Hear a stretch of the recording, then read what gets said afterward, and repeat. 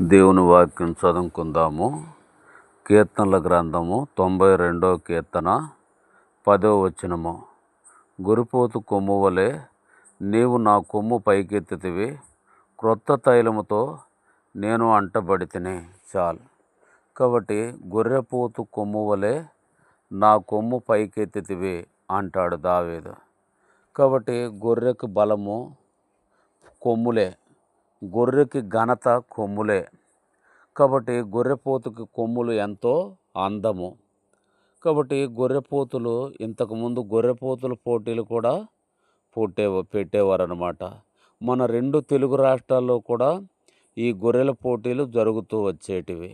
అవి ఒక గొర్రెకి ఒకటి కుమ్ముకుంటాయి, కానీ ఆ కొమ్ములు నలిగిపోవటం కానీ, ఊడిపోవటం కానీ, ఇరిగిపోవటం కానీ జరగవు.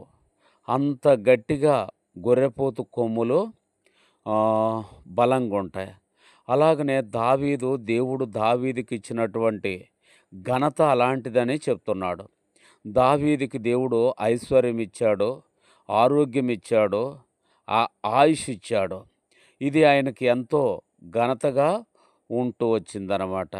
కాబట్టి తర్వాత కొత్త తైలముతో నీవు నన్ను అంటి ఉన్నావు. మన తెలుగు రాష్ట్రాల్లోనే కాదు, మన భారతదేశం అంతా కూడా మనం పరీక్షిస్తే ఆనాడు రాజులు ఉండేవారు. రాజులు యుద్ధానికి వెళ్ళి జయం పొంది వచ్చిన వారిని పసుపు నీళ్లతో అభిషేకించేవారు, పాలాభిషేకం చేసేవారు. ఇంకా ఎక్కువ డబ్బులు ఉన్నవారు తైలాభిషేకం చేసేవారు.